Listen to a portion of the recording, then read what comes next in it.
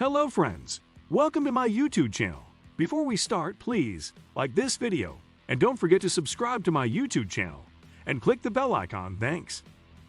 A man has been arrested after eggs were thrown at the King and Queen concert during a visit to York. A protester was restrained by police as crowds gathered at Micklegate Bar, the traditional royal entrance into the city, to greet the couple. The 23-year-old was heard to shout, "This country was built on the blood of slaves," as he was restrained. The man, a University of York student, was held on suspicion of a public order offense and remains in custody. People in the crowd started chanting "God Save the King" and "Shame on you" at the demonstrator. Now that he is King Charles III, he will definitely need to be more careful, but he truly didn't care much about what happened around him when he was Prince Charles. It all happened as he was visiting Australia back in 1994. The prince was about to begin a speech when chaos ensued. In the footage, you can clearly hear two different bangs and a lot of people scrambling right in front of him.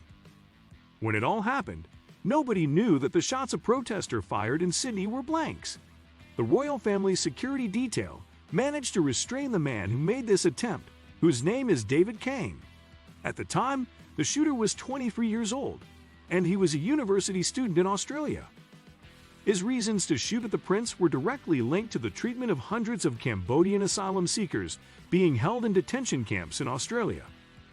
Mr. Kang, now in his 50s and is a barrister, has emphasized he did not intend to hurt anyone with his protest.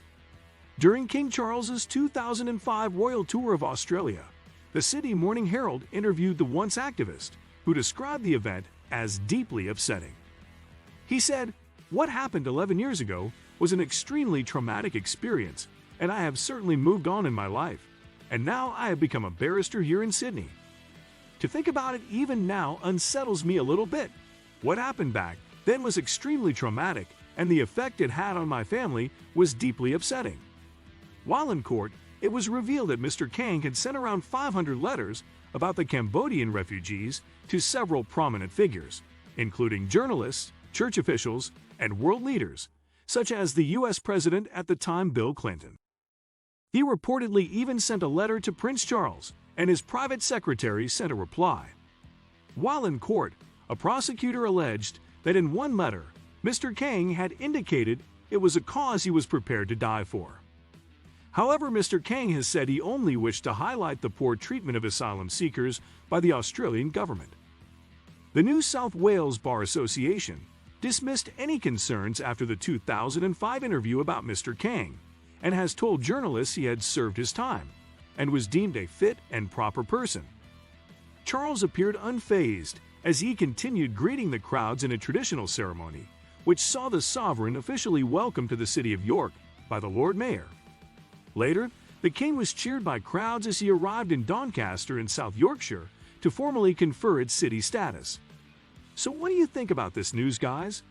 Please share your personal opinion with us in the comments section below. Thank you.